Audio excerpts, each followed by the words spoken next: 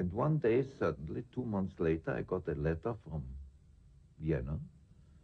And a friend of mine said, look, you have to come back or you go to a court-martial. I said, they promised they would take me out of the army. They didn't do it. So I went to them and said so and so, and they said, wait 8 days. And then came my luck, the Great Revolution. And I had already, in the end of 1918, a job. At the beginning, I wanted to make pictures. I wrote pictures in 4 days, in the evening, with a bottle of red wine. And in these days, you wrote one scene on one piece of paper so that you could interchange without rewriting everything, you know? Yes.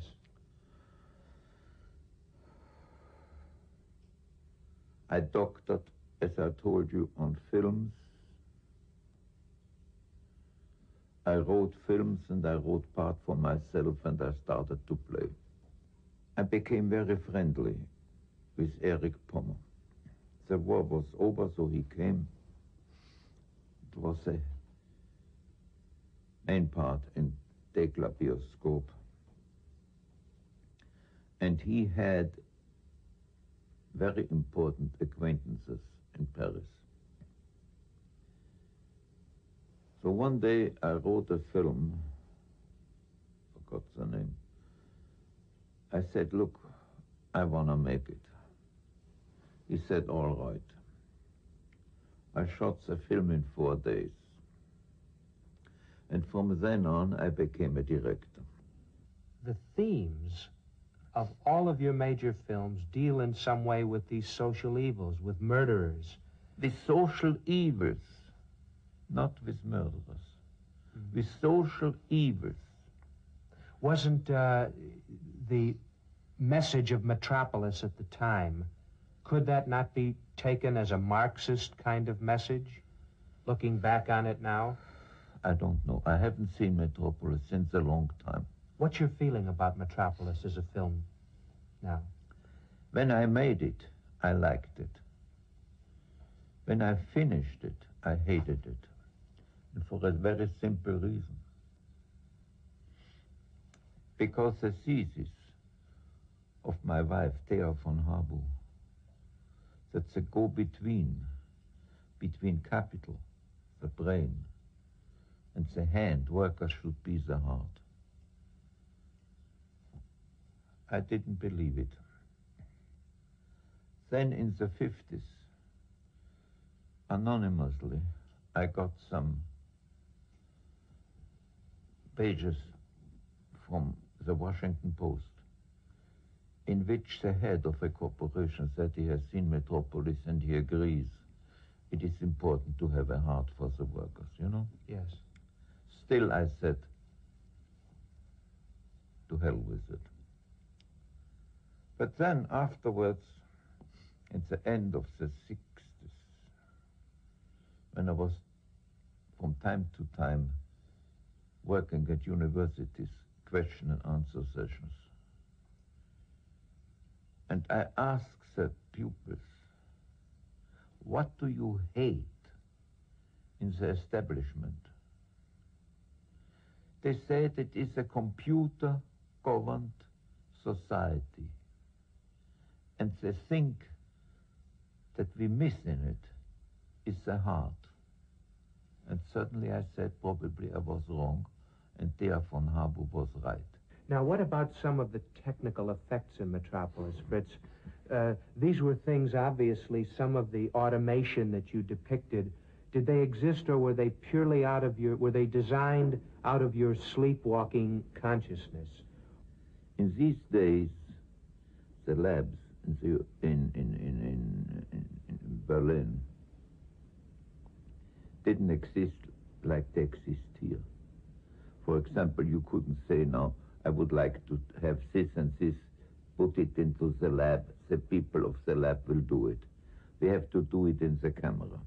There were no opticals, in other words. We didn't even have a big boom. Nothing. I had a very, very good cameraman, not Karl Freund, Günther Ritter, who died recently, who was, in his way, a genius. You know, he is responsible for the change of the girl into the robot. You know? Yes. I told him, look, I remember there's a shot where you see the girl sitting and slowly a part of her becomes metal and the other part is still living. Yes. I didn't want her to have a straight dissolve from a living person into a robot. Slowly, you know, a leg changed and it came back as another leg and then again. Well, if you had had the ability to use sound then, would you have used it in Metropolis? No.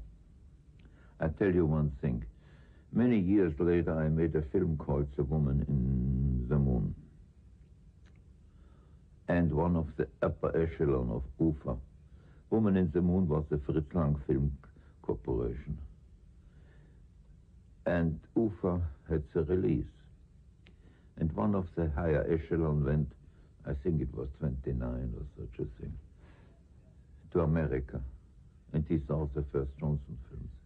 Jolson. Yeah, and he said, we want to have some sound in the film. And I said, no, I will not do it. Because in my opinion, if you show a silent film and then comes sound and then is silent again, you kill the rhythm of the film. So I had a fight with UFA, and UFA stopped paying the contract to my company. But in the meantime, something peculiar happened. I was sick to hear. And I wanted to become a chemist. There came a man with whom I generally wouldn't have spoken. You know? A so-called independent producer. I don't like producers. I don't know if you do. I don't. And he wanted me to make a film for him. Said, no, leave me alone. I don't want to make any films anymore. And he came, and he came, and he came. And 9 months is a long time. So finally I said, I will tell you one thing. I will make a film for you. But you have nothing to do than to give the money.